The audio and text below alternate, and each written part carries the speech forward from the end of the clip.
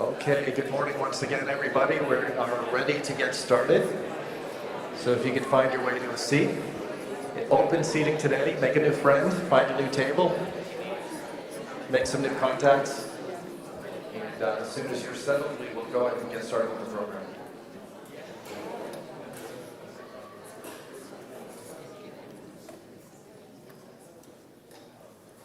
And there it is, just like Betty said yesterday, the din of the crowd comes down, and we are ready to get started. So good morning, everyone. Welcome back to day 2 of the 2025 Global Trade Summit here at Bryant University. My name is Rick Rundy. I'm president and CEO of Avtech Software based in Warren, Rhode Island. We have operations in Dubai, Ireland, Pennsylvania, a little bit all over. This is an event that we really value quite a bit. A lot of our international expansion came through what was formerly this event, World Trade Day, many years ago. So this is something we're hoping to continue to grow and continue to build global connections, continue to do what Jim Keys said yesterday, build our cultural literacy and build our connections to the rest of the world. So thank you for coming back for day 2. Yesterday we were thrilled to be joined by a long list of leaders from Rhode Island who generously shared their expertise and their leadership with us, and we appreciate their support. Thank you again to Rhode Island Governor Dan McKee, Lieutenant Governor Sabina Matos, who's joined us again today. Thank you very much. Commerce Secretary Stephen Pryor and Rhode Island Commerce President and CEO Jim Bennett. Thank you also to the World Trade Organization, to our morning keynote speaker Jim Keys, and to all of our panelists, including the Moody's economist Emily Mandel. Thank you to our panel moderators yesterday, Brian Quigley with the U.S. Department of State, Victoria Kickham with DC Velocity, Lori White with the Providence Chamber of Commerce, and Bryant University's very own Eddie Tibaldi. And to all of our excellent panelists, thank you, of course, to the members of our Global Trade Summit Planning Committee, many who are with us here today, and to our list of incredible sponsors. Please take a few minutes as you have a chance today and work your way around the area here. You can find many of our sponsors with booths around the event today. As Betty Robson mentioned yesterday, the goal of this event reflects the mission of the Chafee Center to both promote global trade and encourage foreign direct investment in Rhode Island companies. We want this summit to serve as a platform that helps you and your business identify and move on to opportunities to grow, to scale, and to achieve your goals. We hope you'll find today's program valuable. Coming up later today, you'll hear from Rhode Island's congressional delegation. Thank you to Senators Jack Reed and Sheldon Whitehouse and Representative Magaziner for taking the time to be here today. And thank you to Representative Amo, who couldn't join us but did send in recorded remarks. You'll also have an opportunity to take your pick of 3 excellent industry-specific breakout sessions focused on Rhode Island's fastest growing sectors. We've got the ocean economy, life sciences, and food manufacturing and distribution. But before we get there, I'm proud to introduce our Friday morning keynote speaker, Adam Triolo, Vice President of Commercial Business Development at REGENT Craft. As most of you would likely agree, REGENT represents one of the most exciting, most innovative success stories in Rhode Island's recent history. Their all-electric, high-speed, zero-emission sea gliders have made international news as the next big thing in transportation, in ocean technology, and in the defense industry. And they're doing it all right here in Rhode Island, right out of Quonset. As the VP of Commercial Business Development, Adam oversees sales, ecosystems, and data analytics. Under his leadership, REGENT has built a backlog of more than $10 billion in provisional and firm orders for its groundbreaking sea gliders. We're proud to have REGENT serving as a leader in Rhode Island's endlessly exciting ocean economy, and we're absolutely thrilled to have Adam here with us this morning. So with that, let's kick off day 2 of the 2025 Global Trade Summit, and welcome Adam Triolo of REGENT Craft.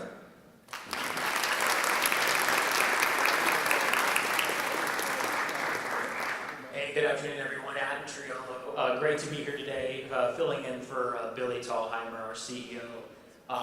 What an awesome opportunity, right? I know Billy was here a year ago. We've covered a tremendous amount of ground since then. I just want to see if the presentation, looks like they're getting it up now. So while they're getting that on the screen, this is going to be interactive. We're going to talk a little bit about sea gliders and how they work. We're going to talk a little bit about the company. We're going to talk about IT support. So thank you for all your help. Appreciate it.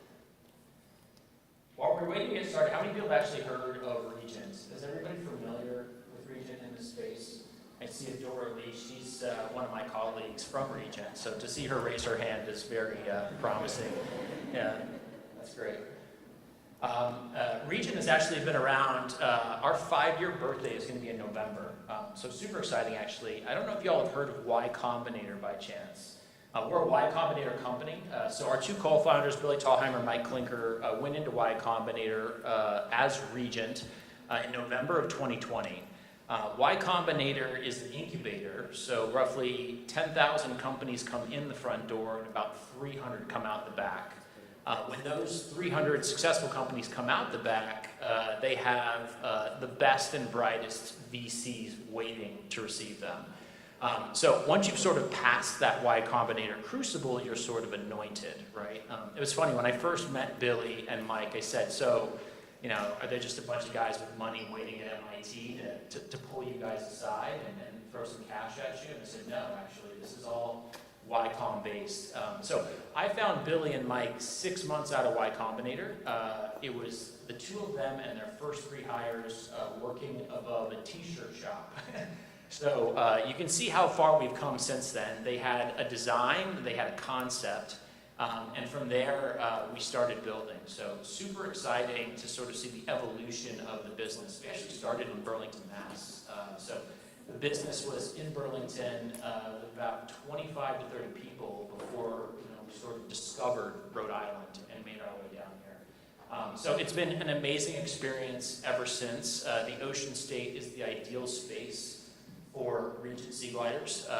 Narragansett Bay is the ideal space for test, and with its deep port and its access to the ocean, we have this amazing space where we can practice all of our maneuvering in sheltered harbors, and then we can move out to open ocean. And that's exactly how our operators are going to run this thing. So while IT is working, I'll give just a little background. So REGENT is an OEM to start, right? So think of us as Airbus or Boeing, right? We are building sea gliders, and then our operators will provide service leveraging that platform. So it looks like we're up and running. Let's give it a shot here. So since the very beginning, let me try this. There you go. Since the very beginning, the world has been connected by sea, right? So the whole idea behind REGENT is how do we take that sea connection and expand it? So it started with the Polynesians in the South Pacific. They pushed the boundaries, moved to new islands, settled new spaces. We covered new ground in Egypt, for instance, and had a chance to explore the Arabian Sea. The Europeans advanced the technology dramatically and used it to inspire trade, to settle new spaces. Then we moved into the steamship age. Obviously this made a huge difference in the size of the payloads that we could carry, the number of passengers that we could move, and then the industrial age. And the industrial age sort of changed everything. We see this huge step change in transportation, whether it's the Wright brothers and the Wright Flyer, whether it's new types of cars and the mass production of the Model T. We see this amazing democratization of transportation across these different modes of transport. And then we just kind of stalled. Around the 1950s, things started to slow down. So we hit the jet age, we started going fast, and then the 1950s come and we just kind of park for a while, right? And we start seeing some of the negative offshoots of that transportation democratization, right? So, we start seeing huge traffic. We start seeing, massive carbon in the air. We start seeing global warming. We have more people sitting on freeways. We see congestion at the ports. It's really prime time today to start evolving some of these transportation platforms and stepping into new space that we haven't been before. So we are doing that now. REGENT is all about returning to the sea, right? So how do we take these new technologies, these new platforms, and provide new modes of transportation for our world. So what's amazing, and most people don't know, is that 40% of the world's population already lives in coastal communities, right? The world is pre-staged by the water because of all the benefits that come from living near the sea. And they're not just therapeutic, right? It's a major source for trade. And what we found is that just based on today's technology, right? Everybody thinks about depth of discharge, battery tech, how much energy can we store. Just on today's technologies, with the efficiencies achieved with REGENT sea gliders, we can service more than 4 billion passengers per year on existing routes today. So these are routes that are currently operated by conventional modes of transportation that can be moved over to sea gliders in the future. So it's time for audience participation, right? You're gonna love this. What is ground effect? What is a ground effect vehicle? How does it work? Anyone? And you won't be penalized for being wrong. Okay. So this is the textbook definition, right? A vehicle that makes use of the aerodynamic interaction between a moving wing and a stationary surface below. Let's talk about how Billy defines it. Oh, no sound.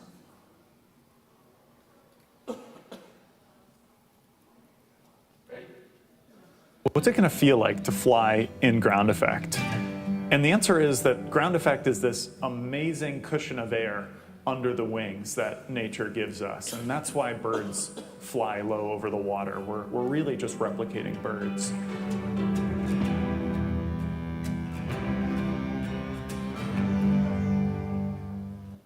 So every time you take off and land in an airplane, you're experiencing ground effect, right? So I'm a professional pilot. I've been flying since I was 17 years old. We've got about 5,000 hours of flight time. Every time you leave the ground in an Airbus A321, for that time that you're within a wingspan to the ground, you are in ground effect. Pilots learn to fly because as they approach the runway and they get within a wingspan to the runway surface, they experience this float effect that we're trained to transition through and safely land the aircraft. So sea gliders harness that space exclusively for their operations. And the whole idea there is that in doing so, we get the benefits of the natural drag reduction that comes from being in that space. There's a dramatic reduction in wingtip vortices that creates roughly a 10 to 15% efficiency. In addition, by operating exclusively in ground effect, we can certify the vessel as a maritime product. And we'll talk a little bit about that later. But we're not the first to do this. So actually, wing and ground effect vessels have existed since the 1960s. So if you want to spend some time on the internet diving into something interesting that won't rot your brain, look up the chronoplans, right? The chronoplans have existed since the 1960s. They were amazing vessels. They were built by the Russians as weapons of war. We'll talk a little bit about that technology and what aspects of it we incorporate. But there's some very, very cool stuff about the chronoplan, or you can search the Caspian Sea Monster and see what the Russians built way back when. They were not easy to operate. Even though they were boats, you still had to fly them like a conventional aircraft. They had to plow through those early, through those initial waves before they could get airborne. So it was not particularly easy to get up in the air. But once it was in the air, this was an amazingly efficient product that could carry significant payload large distances. Today, we've seen a couple of cracks at this. These are probably the only two entities in the world that you could call a REGENT competitor. They're not really a REGENT competitor because their design is not competitive. And the reason for that is you'll notice they've got these flat planing holes.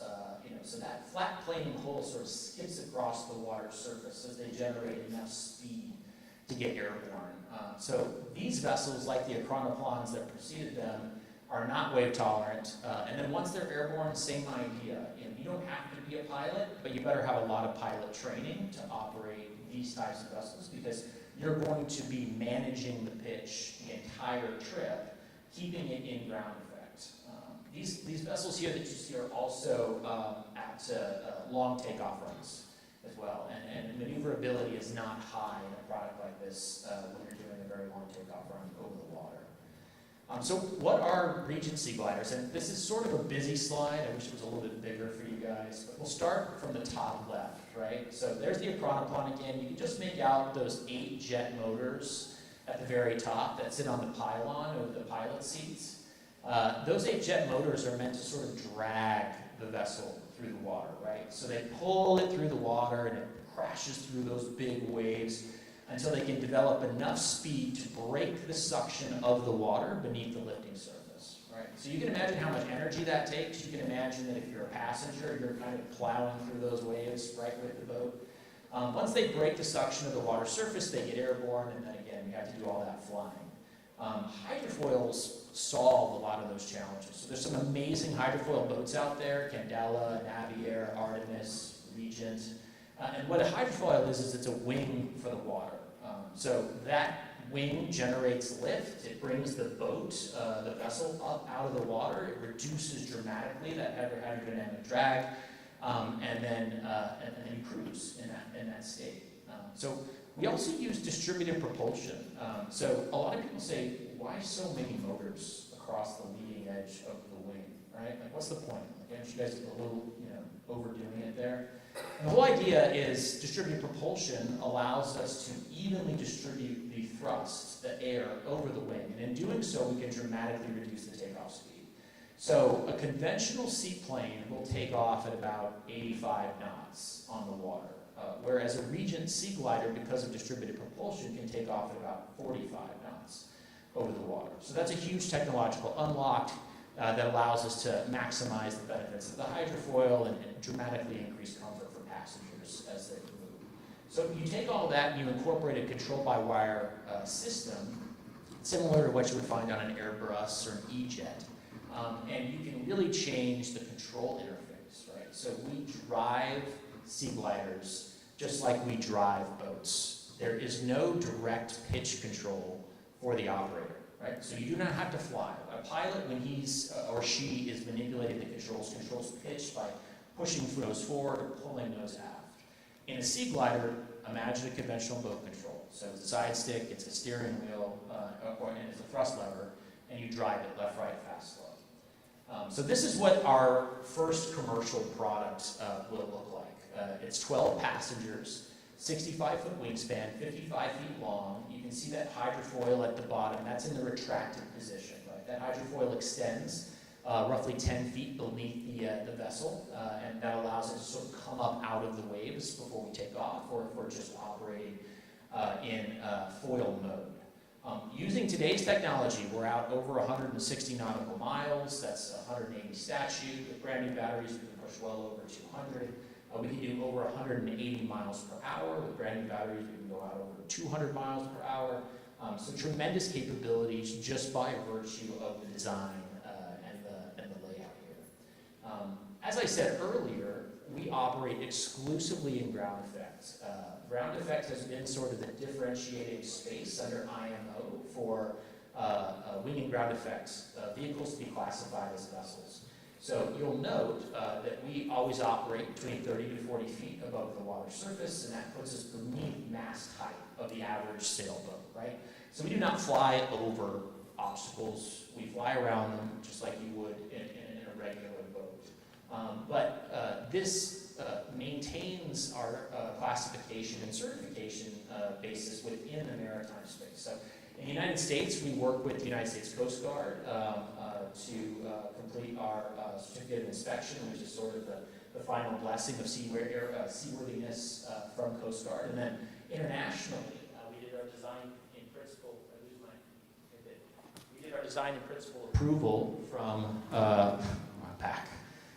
we did our design and principle approval with Bureau Veritas, and then we'll do our first WIG safety cert, which is the international certification, with Lloyd's Register. So lots of good things happening there.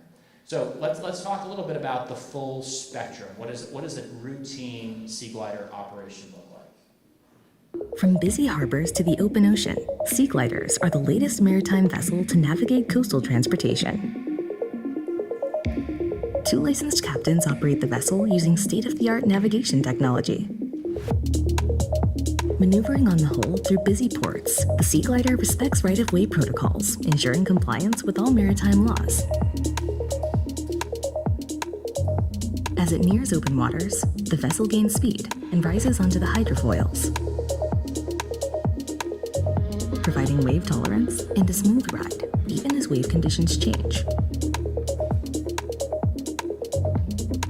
Once in open waters, the Sea Glider lifts off, always staying within one wingspan of the water. The Sea Glider uses an array of sensing technologies to provide full situational awareness, so that even at top speeds, the captains can maneuver right or left around obstacles, ensuring a safe, smooth, and enjoyable voyage. Sweet. Awesome, right? So, long story short, we decided to pick the Ocean State to demonstrate this amazing technology because of this unique location, because of all of the huge advantages, both defense and commercial, that come from operating here. We have a 30,000 square foot facility today, and later in the presentation, we're going to talk about what we're building next.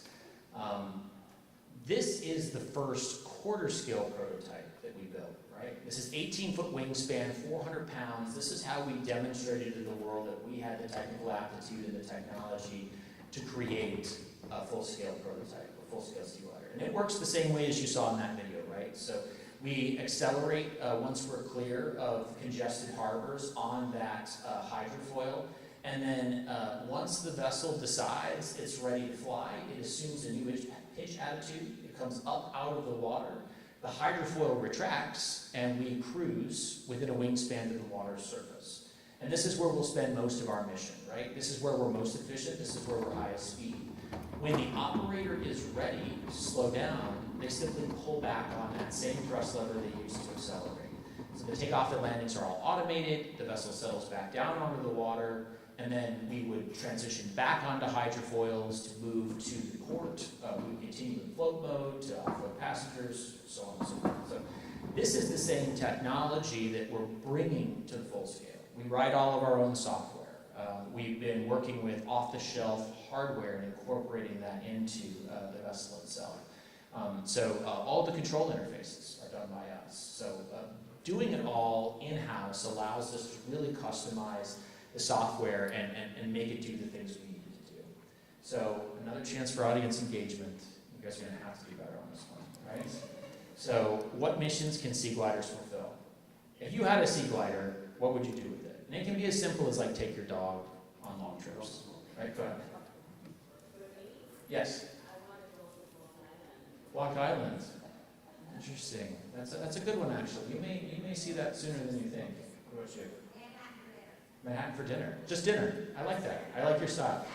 I used to sell corporate jets, and there was a lot of Manhattan for dinner trips. So, yeah, that's a good one. So I saw one over here. Absolutely. Yeah.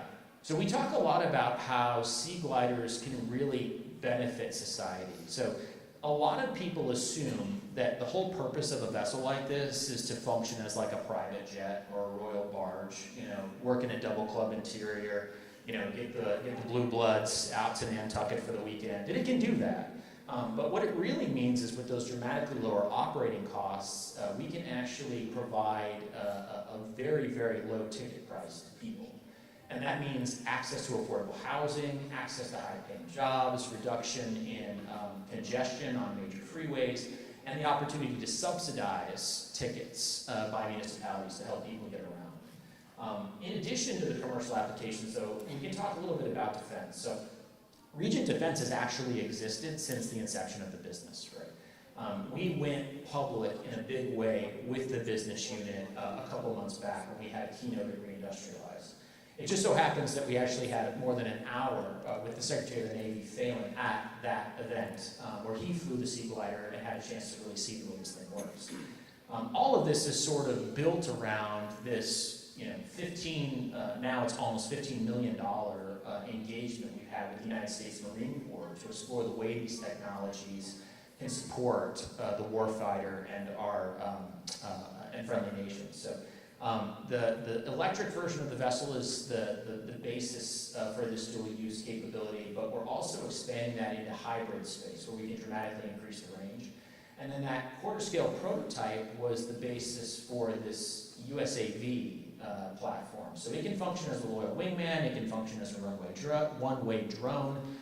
It can do lots of things, all controlled by the mothership Sea Glider. So seeing lots of great traction there. So this talks a little bit about, what can you do with a Sea Glider to benefit the warfighter and to really keep, the United States military at the apex technologically. So launched effects are all about other drones that you can dispense from the vessel and control. Medevac, CASEVAC is all about search and rescue. ISR and anti-sub warfare is all about surveillance and intelligence. And then contested logistics is, when you're under threat, how can you send in a high-speed, high-payload vehicle that has a low IR signature, but also a low radar signature, right?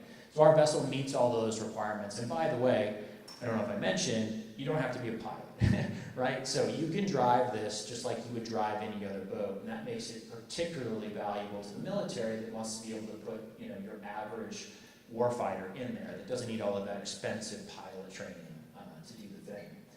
Back to commercial though, we had some really good responses there. Amazing participation this time. Thank you guys. Commercial transport, tourism, cargo, offshore logistics, special mission.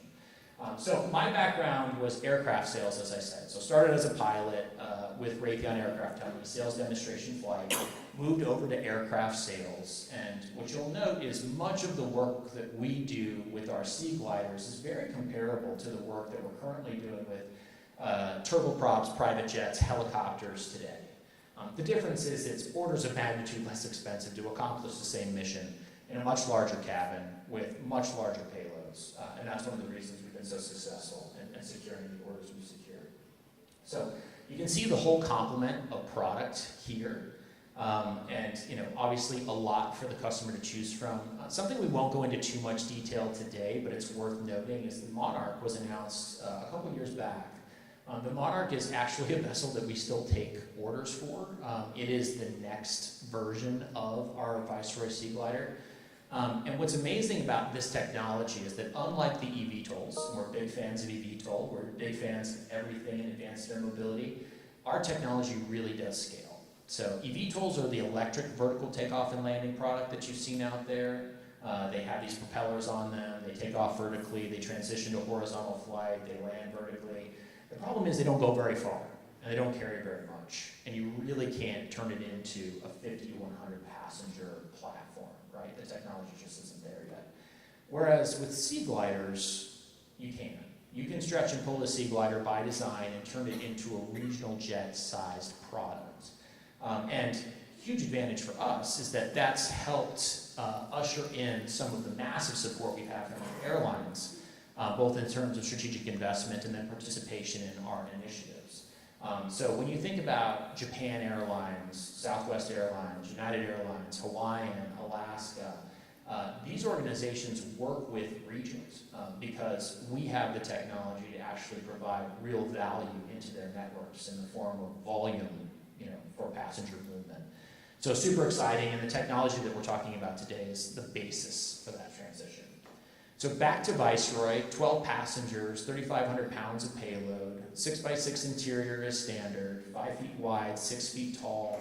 That cargo door is a big part of the value proposition. So with that cargo door being standard, we can do all kinds of missions as well. But you can just imagine zooming along. For those of you, has anybody ever ridden a bullet train before? Japan? Okay. So the bullet train is really fun. A cell is going to get like a quarter of the speed about 20 years from now. In Japan, they're doing like 260, 270 on rails, right, today. And what's amazing about that experience is that you're sitting in the seat watching the world go by about 30 feet, doing about 150, 180 miles per hour. And it's cool, right? You got these big, huge windows. You get to see the world in a way you've never seen it before. It's on rails, so it's incredibly smooth. It's a one-of-a-kind experience. And Sea Gliders will be just like that. You're going to be in that very smooth pocket of air. You're going to have these windows the size of a car door, and you're going to do it all in this very comfortable cabin. So 34 inches of seat pitch, 19-inch aisles, big, huge windows. This is a product that people will enjoy getting on. I used to laugh all the time when I was selling private jets, because even the small private jets are still incredibly expensive. And every once in a while, you would have somebody come on with the potential buyer, and their first reaction would be, oh my goodness, this is so small, right? And for those of us selling the private jets, we would think, yes, that's so expensive. One thing they will never say when approaching a sea glider is, oh my goodness, this is so small. When you walk up to a sea glider, it looks and feels really big. And it's because it is big, and it's because we've got this big cabin to support it. So that's super exciting. We can use that cabin actually to carry all kinds of different payloads. So we talked a little bit about the cargo mission, offshore logistics. We can do combi configurations on this, but that 5-zone cargo interior is one of the major selling points across industries. So we have several customers looking to operate these, passengers during the day, cargo at night. We also have the VIP interior for that Manhattan dinner, right? It's ready, good to go. So highly encourage all of you to place your deposits today for dinner tomorrow. So the VIP interior is awesome, right? It's beautiful. This is the standard double club with side-facing seat that we used to provision our corporate jets with. This is, for those of you who have spent some time on corporate jets, this is very much like a Challenger 350 experience. Slightly more narrow cabin, but you know, as a point of reference, Challenger 350 is going to run about $35 million, and we're a lot less. We're well sub 10 on this piece, so lots of benefits there. In addition, you've got these special mission applications. So we talked a little bit about the military mission. Special missions is about civilians accomplishing quasi-military applications. So there are lots of companies out there that perform maritime patrol, search and rescue, ISR, fisheries patrol on behalf of federal and state organizations. So that's the police too. We spend a lot of time with the Dubai police, right? They're the ones that drive the Lamborghinis, to intercept cars moving much slower. So anyway, there are lots of potential applications there. Aeromed is another big one. Super expensive to move people by airplane or helicopter. If you could move them by sea glider, you've got some good opportunities to save money there. What's amazing too is because these sea gliders are so quiet, they're much better for local communities, right? So that's always a concern. Like local coastal communities don't want to hear helicopters and low-flying things buzzing around their houses. So we are 60 decibels less noisy than a conventional gas turbine product that would operate in the same space. We talked a little bit about the payload advantages. We haven't talked about offshore, so this slide got a little garbled on us, but what you should know is that the offshore community moves people to the rigs, they move people to the wind farms using boats or helicopters. The helicopters are incredibly expensive, the boats take forever. So if you can split the difference with a sea glider and provide a helicopter-like experience at something that is akin to the boat price, they're able to attract more people into the profession, and they're able to get more done when they're out in the space. A little bit about the special mission stuff there again too. Maritime transportation is all about collaboration. So I want to talk a little bit about ecosystems. Sea gliders only operate over water, right? We're about that middle mile transportation, middle mile logistics mission. So we're going to be working with the ground-based EVs. We're going to be working with the EV tolls that fly about 25 miles one way. We're going to be working with eCTOL, which is the airplane that we all take off and land on a regular basis to make sure things go. The difference is that we can save tons of time on those middle missions, right? So whether we're driving up and down the coast in Florida, whether we're taking people off ferries or some of these other slow-moving transportation modes, This technology really has the ability to save people money and save people tremendous amounts of time. So I'm actually based in Miami, and that's for a good reason. Our company has sold hundreds of these sea gliders, and we expect South Florida to be one of the largest operating markets in the world. So I spent a tremendous amount of time with the mayor of Miami-Dade, with the chairman of the Miami-Dade County Commissioners, to talk about how sea gliders are supported in these markets.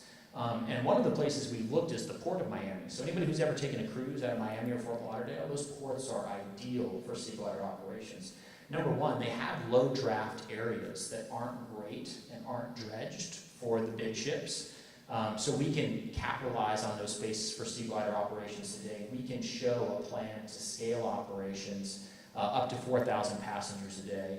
But what's amazing too is that one of the biggest challenges around electrification is that there's not enough power, right?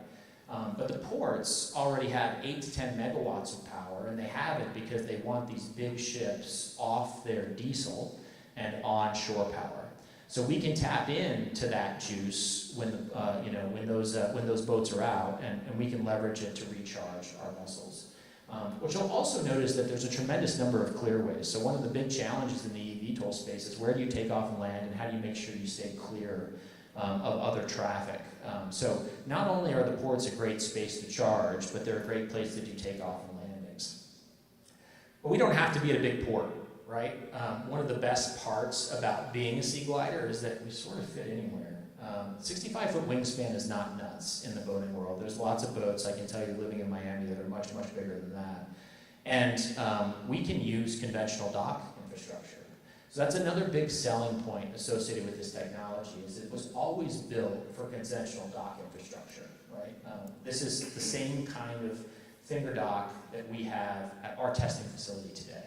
So we don't need lots of extravagant fit out to make this thing go. It can go today on existing tech. So you can see some of the missions and what the money saved looks like. I'll run through these, but just to give you an example, in Miami, if you wanted to go roughly 50 miles, 30 miles from Miami Executive to Brickell, which is kind of the Manhattan of Miami, it would cost you about $350 a ticket, and they could only do about 4 passengers on that route with luggage. With sea gliders, we can do 100 miles for $50 a ticket, and we can carry 12 passengers. So you can see how we provide value both to the passengers and to the operator, because the operator can still charge a very healthy profit, but the customer still gets to feel really good about the service they're receiving and the value they're receiving for that money. So just looking at New England alone, we've got this huge opportunity here, right? Over 1.4 million passengers. New York is in the slide for a reason, right? We see a lot of people doing that commute, and we want to make sure that they get there. Accessible ports, accessible crewing, accessible price point. This is one of the key value differentiators on this vessel. Again, there's a huge number of ports out there that we can operate out today without any major changes. There's a ton of mariners out there that would be happy to operate these vessels, and it would be a step change for them in terms of their careers and their training. And then an accessible price point. We're very, very competitive. We compete with 2 classes of turboprops directly on the aviation side, and we're right in that price point area, so that makes a big difference. We talked a little bit about the ecosystem development piece. So ecosystems is a big part of my job, and that's about making sure that we can operationalize sea gliders when they come to market. So in each of the major markets where we expect to launch service, we have a dedicated ecosystem team that goes out there and is interfacing with the municipalities, they're interfacing with the state, they're interfacing with the utility service providers and the community. This is about making sure that all of the potential roadblocks to starting service have been overcome. And to give an example in Hawaii, when we talk about ecosystems, we're really talking about community. We're really talking about making sure that the people who want to surf and who have been part of the rowing community there for decades still have a space to do those things and don't see sea gliders as an obstacle. It's also about protecting wildlife, right? Like, we need to make sure that we can detect whales and manatees and sea turtles and all the things. So, this is not just about profit, right? This is about making sure that our communities are well served by the technology. And we've been very successful in deploying with that strategy. So, as I said, more than 600 sea gliders sold, $10.5 billion backlog. We have this huge network of supporters and future operators that are there helping us make all of this possible and helping our customers bring sea gliders to reality in terms of the service they build. All right, here we go. What should we do next? Given everything you've heard, like, what would you suggest? If Billy were here right now, what would you tell him to do? What do you think? Get a capability to also fly over land. Oh, that's interesting. All right. No gravitations, stuff like that. Okay. I like that. The only challenge with flying over land is then you're no longer a boat. You're an airplane.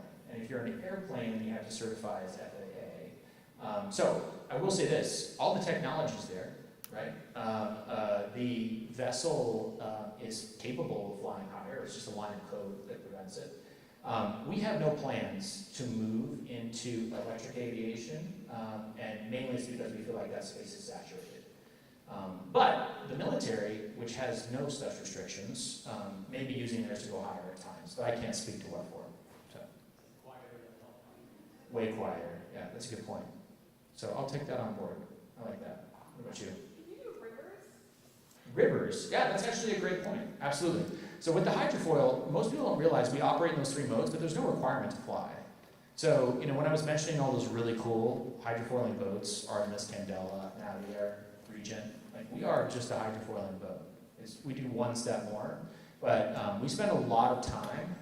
Adora, one of the leaders on our data team, spends a lot of time mapping rivers and figuring out where we can do. We spend a lot of time looking at bridges to figure out where we can foil or fly underneath. So, yeah, that's a great point. Yeah. Personal travel. I like that idea. Like I said, if you have your checkbook, we will make personal travel a reality for you today. Yeah. Rideshare, yeah, absolutely. And we had Uber in there for good reason. I think rideshare is going to be a big part of this thing. People want to be able to sell seats. We've talked a lot with customers about sort of connecting the Sea Glider rail. So you make multiple stops, picking up passengers, and then go do the long leg. So rideshare is a great suggestion. One more.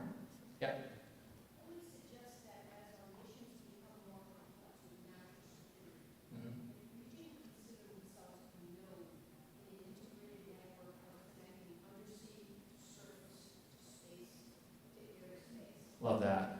Yeah, so actually that's a great point, and we've spent a lot of time in the defense, with the defense team talking about becoming those electronic nodes. So that USAV component on Squire is all about that loiter capability. So using it as a communications relay, using Viceroy as a communications relay for undersea assets and for other ships that are out there. So yeah, we have spent a lot of time talking with our defense partners about what this would look like as a communications relay and or node. So that's a good one.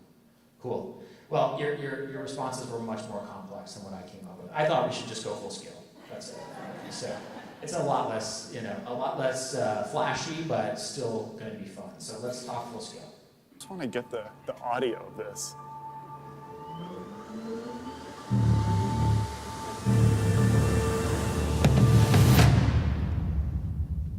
This is a pretty key step in our test campaign, moving from the hull to the foil. So sea gliders float, foil, and fly.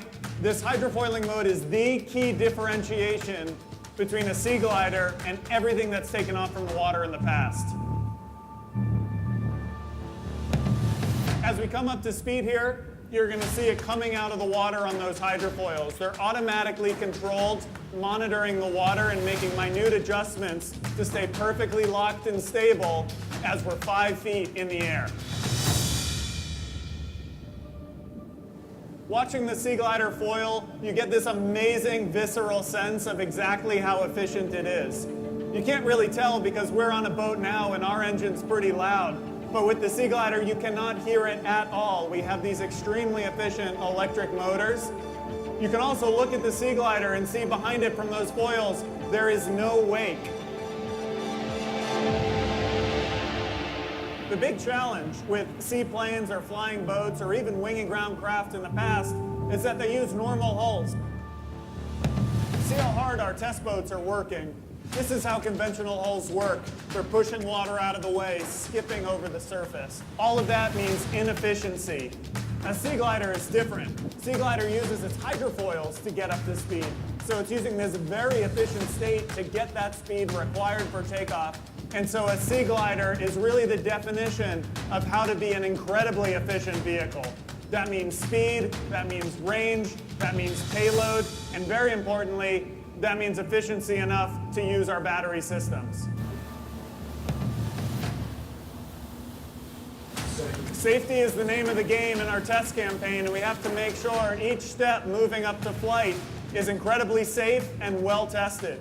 So what we're doing right now in the hydrofoil campaign, we're starting off at these relatively slow speeds, 20 miles an hour or so, and then we're building our way up to closer to 50 miles an hour when we'll take off later this summer. Watch as it comes down into the water exactly how smooth that is. You can see the waves coming up on the bow and being shed as it enters the water. That's how a Sea Glider will work as we're landing. That hull comes down, cuts through those waves, sheds that wave energy, and so on board it's extremely comfortable.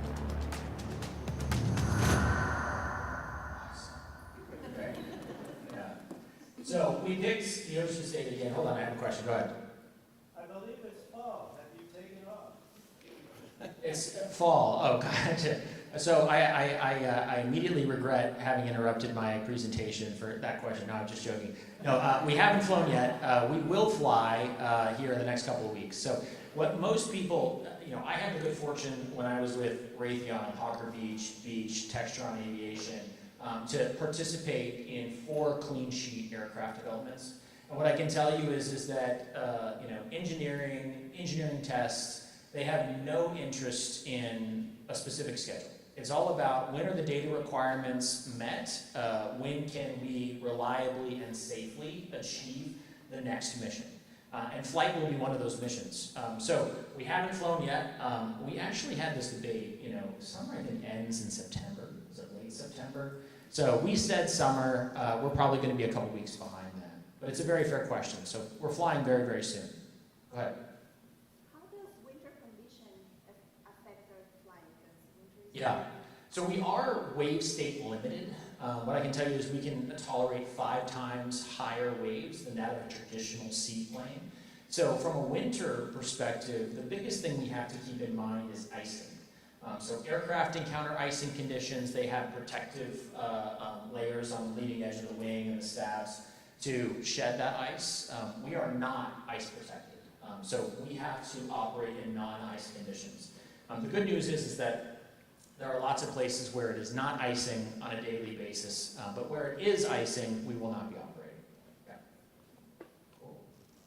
Right, so 34 million pledged in Rhode Island support. So that's for factories, factory equipment, infrastructure, for continuing to build out our team. We picked the Ocean State because they've been incredibly supportive of what we're doing here, and that's manifested in not only these pledges of support, but some of the facilities that we're building. So we're going to talk about those facilities here in a second. But more than 300 plus jobs to be created by REGENT in the next 10 years, with more than 56 million back into the Rhode Island economy over the first 3. So really exciting to see Rhode Island really embrace this blue economy and become a hub for these types of blue tech innovations, REGENT among them.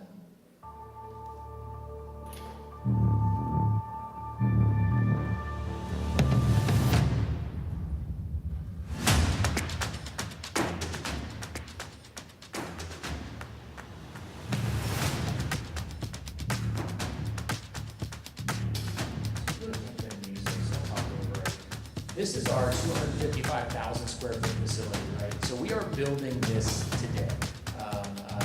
This facility will capture all of our low rate and full scale production. So this facility is going up just down the street from us in Quantum. So super exciting. This will house all of our manufacturing. This will house roughly 100 employees. We'll turn our 30,000 square foot facility into the training center that will operate to bring mariners up to speed on sea glider operations. So super exciting.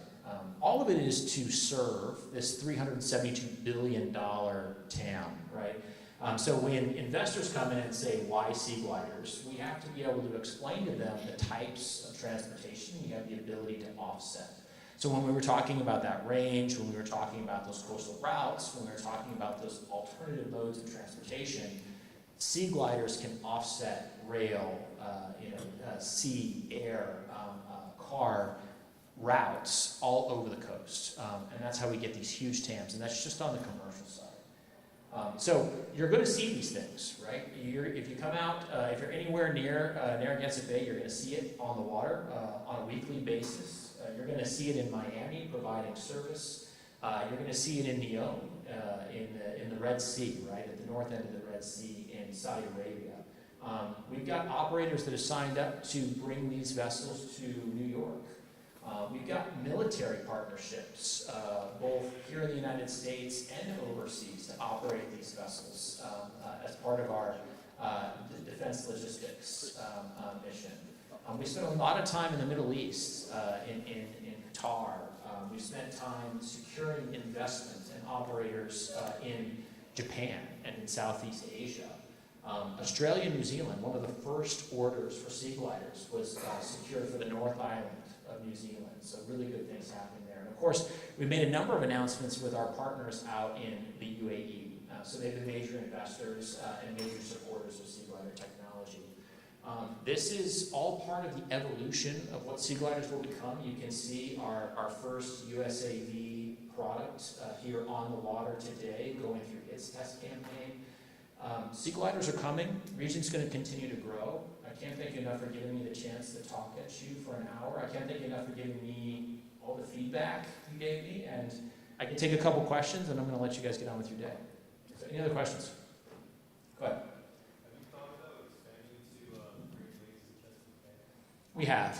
We've had a couple customers come in on the Great Lakes. We've done a number of, quite a bit of route analysis. There's nothing keeping the vessel from operating on lakes. It's really just the size of the economies that it's going to support, end of day. So I think the lakes are a space that, we'll continue to keep an eye on. I can see these vessels coming out there. But the earlier question on icing, as soon as you make the service seasonal, it's harder to make it pencil. So there's lots of people who operate non-icing aircraft. They run them, in the Northeast during the summers, and they take them to the Caribbean during the winters. So there's nothing to keep you from doing that with sea gliders. But I think we're going to be followed further down the adoption curve before we see that become the ubiquitous part of the operation. But so once you finish building a sea glider and it's all set, you're going to send them to Miami and Yep. Does it fit into a container? it does not. It does not. No. So when, and this is a good question, right? Like, how do you get the sea gliders all over the world? So Textron Aviation, the company I used to work for, actually based in Providence, Textron parent company, they built both Bell helicopters and they built Cessna and Beech product, right? So if you buy a Bell helicopter today, you go to the factory in Fort Worth, you fly, accept that aircraft, and then it gets boxed up and sent all over the world. So while our vessel does not fit in a container, we already have agreements in place for shipment of the vessel. So it'll follow the same process. Our customers will arrive at the factory, they'll inspect and check out their vessels to make sure it conforms to the QAI. Then they're going to come back, and then we'll help them ship it to wherever it's going. So it'll go on a special carrier ship. So you put it in a cradle and you'll ship it like a yacht? Exactly. Okay. Yeah, 100%. That's right. Go ahead. We had a lot of discussion about obviously the challenges and constraints facing supply chains. Yeah. Just a little bit about how REGENT is trying to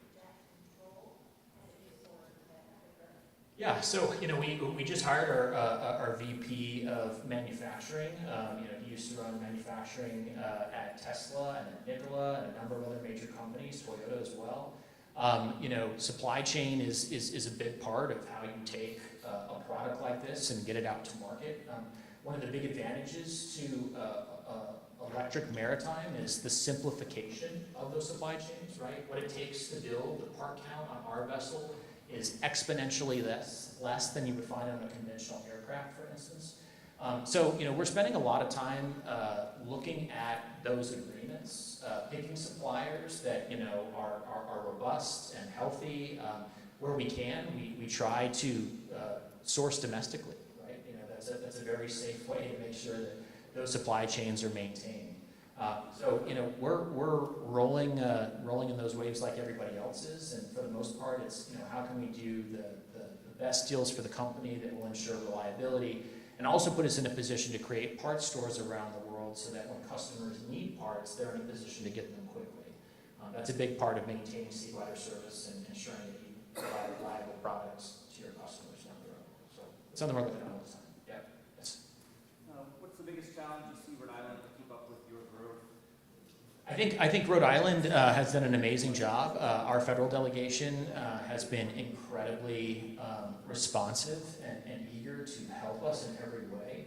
I would just encourage the state to continue to do what they're doing and continue to lean in on blue tech, right? Like there is not enough help that you can bring, right? We need to continue to show young people why blue technology in Rhode Island is the place to be, and why Rhode Island is a place that they can build their lives. So Rhode Island is still a relatively expensive place to live, right? The access to affordable housing here is something that it can be challenging at times. So we are creating, REGENT and its technological peers are creating an ecosystem here that sort of fosters that young tech professional that wants to get in on the ground level on a new up-and-coming company and build a life in a space that's beautiful. Rhode Island meets all of those standards. Anything they can do to continue to help us to attract young talent, both in terms of tax breaks and cool places to live and fun things to do, and having more people like us see their friends at other companies, that makes a huge difference in your ability to attract and retain talent for the long haul. But I can't say enough.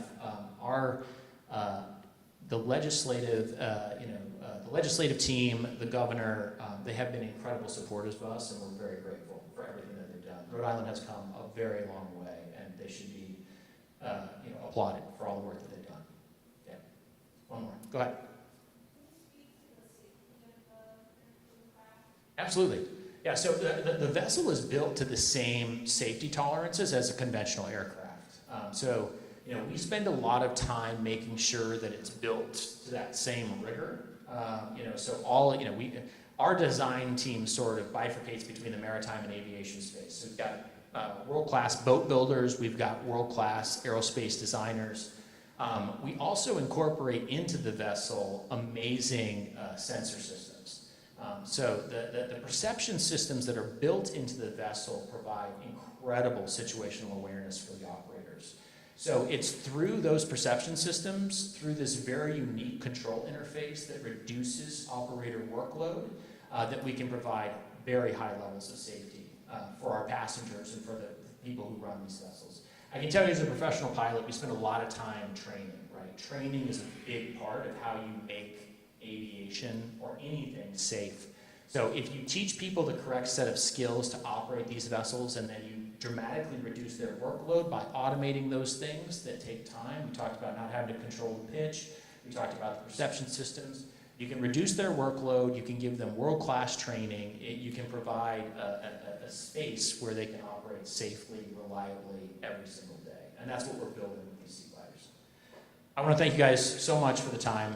It's been a full hour and great chatting. So thanks so much.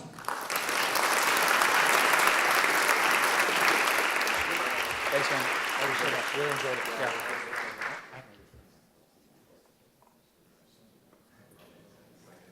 Thank you again so much, Adam, for your presentation. What an amazing technology coming right out of Rhode Island, really revolutionizing coastal transportation, transportation in general, and what a source of pride for all of us from the area to know that it's happening right here in the state, right here in Quonset, and going global, which is really the theme for today. So thank you very much for that presentation. We've hit our break time for the morning. We do have some time now for a refill on the coffee, some networking with your peers, some visiting with our sponsors, and we'll be back here just before 11 o'clock for our congressional roundtable. So thank you very much.